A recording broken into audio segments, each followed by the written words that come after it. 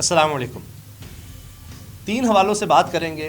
बसंत का बड़ा चर्चा है। मरीम नवाज साहिबा कह रही हैं मैं खुशियाँ लौटाना चाहती हूँ, लेकिन हादसात तो अभी से होना शुरू हो गए हैं और इसीलिए खदशात का इजहार किया जा रहा है कि किस तरह से इन चीज़ों को कंट्रोल किया जाएगा। दूसरा, आज के दिन 2 बहुत बड़ी डेवलपमेंट्स हुई। सुबह ही सबसे बड़ी ब्रेकिंग न्यूज़ बन गई ईमान मज़ारी और उनके खामंद हादी अली चिट्ठा की गिरफ्तारी। ये दोनों नौजवान वकील हैं, वकला में भी बहुत नाम रखते हैं, इंसानी हकूक़ की तंजीमों से भी इनका ताल्लुक़ है, इंसानी हकूक़ के केसेस बहुत ज़्यादा लड़ते हैं। इसके अलावा यूरोपीय यूनियन तक इनकी रसाई है, यानी आलमी सतह पर भी ऑर्गेनाइजेशंस के साथ इनके ताल्लुकात हैं। गिरफ्तारी बहुत ही ड्रामाई अंदाज में हुई है, इसका तज़किरा करेंगे और हुकूमत के लिए किस तरह से इस मामले को समेटना मुश्किल होता नज़र आ रहा है। तीसरी सबसे बड़ी सियासी खबर आज की फजलुर रहमान साहब का धमाकेदार खिताब है। उन्होंने तो अब कह दिया है कि हम पूरी तैयारी के साथ सड़कों पर आ रहे हैं। तो जनाब, पहले इसी खबर से आगाज़ करते हैं।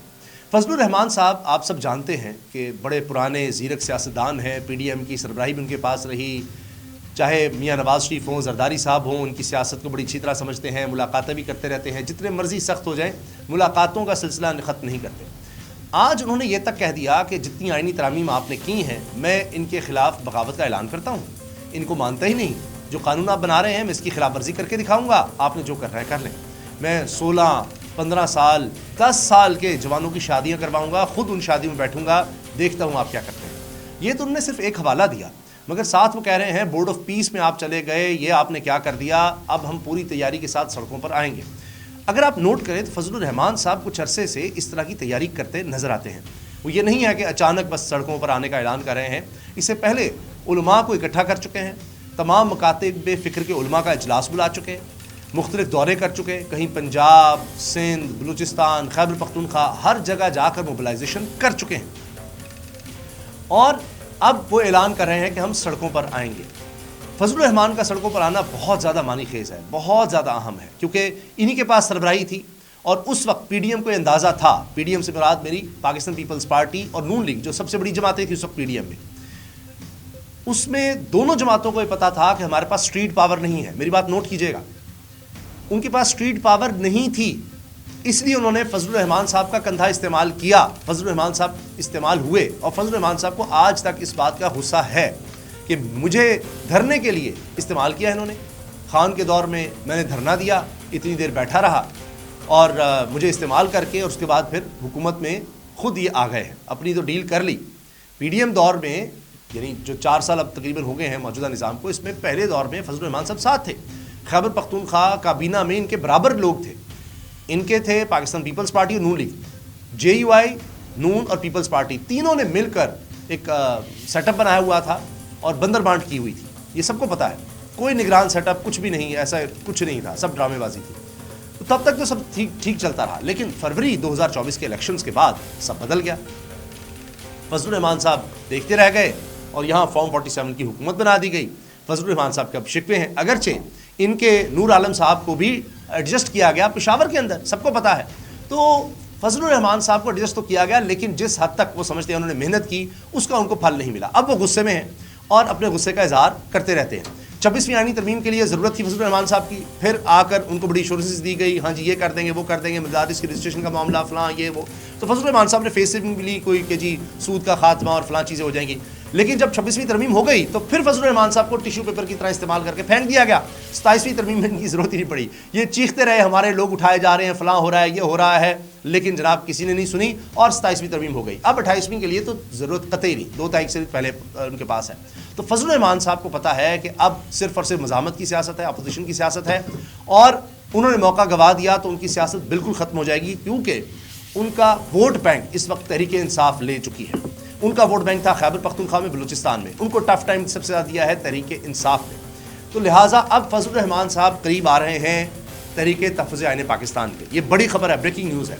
तहरीक तहफ़्फ़ुज़ आईन पाकिस्तान काबिल कबूल है तहरीक इंसाफ को भी और फजलुर रहमान साहब को भी।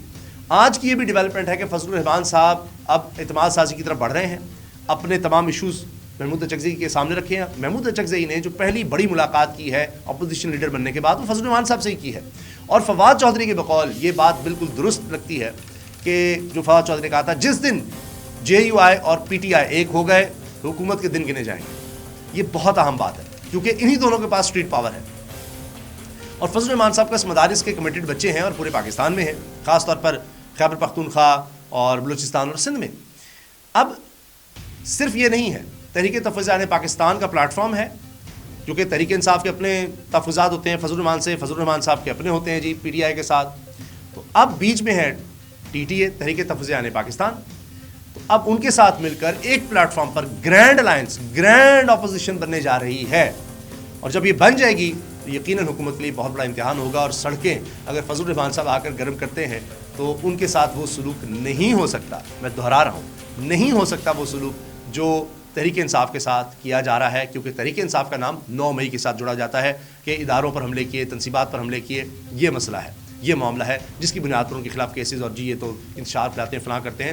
وہ آج تک اس چیز کو دھونے کی کوشش کرتے ہیں کہ دیکھیں کوئی گملہ نہیں توڑا, کچھ نہیں ہوا, الٹا ہم پر حملے ہوتے ہیں, وہ الگ بات. لیکن حکومت کے پاس وہ بہانہ ہے. لیکن فضل الرحمان صاحب کے لیے تو کوئی بہانہ اس طرح کا نہیں ہے, پھر پرانی دوستیاں ہیں. اس لیے محمود اچکزئی کے ساتھ اس طرح کا سلوک نہیں ہوتا, علامہ راجہ ناصر عباس کے ساتھ نہیں ہوتا. سختیاں ہوتی ہیں, ان کی گاڑیوں کو بھی توڑا گیا ویلکم کرتے ہوئے پنجاب میں جب یہ آئے, بڑا کچھ ہوا, لیکن وہ بات نہیں ہے جو تحریک انصاف کے ساتھ کیا جاتا ہے. تو لہٰذا یہ ایک بہت بڑا امتحان حکومت کے لیے بننے جا رہا ہے. اور یہ آج کی میری نظر میں سیاسی طور پر سب سے بڑی ڈیولپمنٹ ہے, سب سے دھماکہ خیز ڈیولپمنٹ ہے. دوسری چیز, ایمان مزاری صاحبہ اور ہادی علی چٹھا, گرفتاری ان کی ہونی تھی, ہر صورت ہونی تھی. میں اس کا ذکر بارہا کر چکا ہوں. اس میں کوئی یہ بات نہیں کہ یہ کہا جاتا ہے انہوں نے بچ جانا تھا, فلاں عدالت یہ کر دیتی, عدالت نے سنا نہیں. فیصلہ جہاں ہوتا ہے وہاں ہو چکا تھا. اب عدالتیں کچھ نہیں رہیں 26-27 ترمیم کے بعد, تو انہوں نے گرفتار ہونا ہی تھا. ان کو بھی اس چیز کا پتہ تھا. لیکن جس انداز میں گرفتاری ہوئی ہے وہ بڑا حیران کن ہے, کیونکہ یہ تقریباً 72 گھنٹے یا 3 دن اسلام آباد ہائی کورٹ بار ایسوسیشن کے صدر کے دفتر میں رہے, جو کہ اسلام آباد ہائی کورٹ کے احاطے میں آتا ہے کہ جی ہمارا کیس لگے گا, یہاں ریلیف مل جائے گا, وہاں ہو جائے گا. وہ نہیں ہوا. شرط یہ تھی کہ آپ ٹرائل کورٹ میں جائیں. ٹرائل کورٹ میں جاتے تو وہاں ان کو پتہ چل چکا تھا کہ پولیس ہے, انہوں نے باہر سے گرفتار کر لینا ہے, عدالت میں تو پیش ہونے کی نوبت ہی نہیں آئے گی. یہ سب کو پتہ تھا, یہ بھی نظر آ رہا تھا. اب جائیں تو جائیں کیسے؟ یہاں تک ہو رہا تھا, بقول مطیع اللہ جان صاحب سینئر صحافی ہیں, انہوں نے یہ بات کہی کہ جی ان کی تو ویڈیو بنائی جاتی تھی جہاں جہاں جاتے تھے. ایمان مزاری صاحبہ واش روم کی طرف بھی جاتی تھی تو ویڈیو بنا کر افسران کو بھیجی جاتی تھی, پھر وکلاء بیچ میں انہوں نے کو ڈیلیٹ کروائیں. یہ سب باتیں انہوں نے کی ہیں. یہ تک ہو رہا تھا, ایسی سرویلنس تھی. ہوا کیا کہ اسلام آباد ہائی کورٹ بار کی ہی وین تھی, اور اس میں ساتھ ان کے تھے اسلام آباد ہائی کورٹ بار کے صدر گیلانی صاحب, واجد گیلانی. اب گیلانی صاحب وہ شخص ہیں, وہ صدر اسلام آباد ہائی کورٹ بار ہیں جنہوں نے مقدمہ کیا تھا ایمان مزاری, ہادی علی چٹھا اور دیگر درجنوں لوگوں کے خلاف. اور اس میں تحریک انصاف کے بھی شاید لوگ تھے, دیگر وکلاء بھی تھے. کوئی دہشت گردی کا, حملے کا, اس طرح کا تھا. یہاں تک تھا معاملہ ان کا ماضی میں, اور زیادہ دور کی بات نہیں, ابھی اسی چند ماہ پہلے کی بات. اب وہی ان کو پروٹیکٹ کر رہے ہیں, ایمان مزاری اور ہادی علی چٹھا کو, کیونکہ وکلاء کی بہت بڑی تعداد ان کی حمایت میں ہے. اب واجد گیلانی صاحب کا تو ٹینر ختم ہوگا تو پھر وہ کیا کریں گے وکلاء میں جا کر, کیسے بات کریں گے؟ یہ وہی واجد گیلانی صاحب ہیں جنہوں نے ہر طرح سے حکومت کا ساتھ دیا ہے. 26ویں ترمیم, 27ویں ترمیم, جو کہہ رہے تھے اعظم نذیر تارڑ صاحب وزیر قانون کے ساتھ چل رہے تھے ہر طرح سے. آج وہ ایمان مزاری, ہادی علی چٹھا کا ساتھ دے رہے ہیں. کیوں؟ کیونکہ وکلاء کی تعداد ان کے ساتھ ہے. حکومت ڈیفینڈ ہی نہیں کر پا رہی اس گرفتاری کو. گرفتاری ایسے ہوئی کہ یہ دونوں میاں بیوی وین میں بیٹھتے ہیں, نکلتے ہیں, ساتھ ہی پولیس ایکٹیو ہو جاتی ہے. باہر وینس تھیں اور انہوں نے سارے بتا دیا, اور پھر اور پولیس وینز آ گئیں, نقاب پوش پولیس اہلکار, انہوں نے ہاتھ میں گنز اٹھائی ہوئی ہیں اور پوری طرح سے وہ آرمڈ تھے, جیسے یعنی دہشت گردوں کے خلاف آپریشن ہوتا ہے. اس میں ویڈیوز بھی سامنے آ گئیں. وین کے اندر والی ویڈیو اصل میں آئی ہے, ورنہ کسی کو موبائل سے ویڈیو بنانے کی بھی اجازت نہیں مل سکی وہاں پر, کیونکہ پولیس نے دونوں طرف سے ناکے لگا کر بلاک کر دیا. جیسے جیسے یہ گاڑی آگے بڑھی کہ عدالت یہ پہنچ نہیں سکے, عدالت جانے سے پہلے سڑک پر ہی ان کو پکڑ لیا, گاڑیوں کو روک لیا, اور پھر زبردستی ان کو گاڑیوں سے اتار لیا. واجد گیلانی صاحب پھر الزام لگاتے رہ گئے جی ہمیں بھی تشدد کا نشانہ بنایا ہے, ہماری گاڑیوں کو توڑ پھوڑ کی, شیشے توڑ دیے, یہ بڑا غلط کیا ہے. ایمان مزاری کو اس طرح سے پکڑا, ایسے تو مرد کو بھی نہیں پکڑا جاتا, ان کو اس طرح سے پکڑ کر جہاں آپ ہزار بند باندھتے ہیں وہاں سے پکڑا, اس جگہ سے پکڑ کر اور گردن نیچے کر کے گردن کو ہاتھ ڈالا, اور مرد اہلکار نے ان کو گرفتار کیا, اور اس طرح کی سب باتیں ہوئی. جب ان کو پیش کیا گیا عدالت میں, تب بھی کسی وکیل کو اجازت ہی نہیں ملی کہ ساتھ پیش ہو. 14 روزہ جوڈیشل ریمانڈ کی خبر آ گئی. 1 سال پرانا دہشت گردی کا مقدمہ ہے جس میں ان کی گرفتاری کا بتایا گیا ہے. اور اب دیکھیں آگے کس طرح سے چیزیں چلتی ہیں, کیونکہ یہ گرفتاری بھی حکومت کے لیے آسان نہیں ہے. اس کی وجہ یہ ہے کہ آپ دیکھیں گے کہ اس کو حکومت کے بڑے بڑے لوگ زیادہ اچھے طریقے سے ڈیفینڈ نہیں کر پائیں گے. دیکھیں جی وہ عدالتیں ہیں, دیکھیں جی قانون اپنا راستہ لیتا ہے, فلاں ہے, یہ ہوا ہے. جب سب کو پتہ ہے کہ کس طرح سے قانون اپنا راستہ بنا رہا ہے تو کوئی ڈھکی چھپی بات نہیں ہے. یہاں پر اب بلاول بھٹو صاحب کی تقریر بھی دکھائی جا رہی ہے کہ جی وہ کہتے تھے تم بغیرت ہو, عورت کو پکڑتے ہو, یہ کرتے ہو, وہ کرتے ہو. یہ نہیں ڈیفینڈ کر پائیں گے اس طرح سے کہ جی ہم کیوں امام مزاری کو گرفتار کر رہے ہیں, یہ ہے وہ ہے. اب ان کے لیے صرف شرمندگی ہے اور انٹرنیشنل پریشر آئے گا.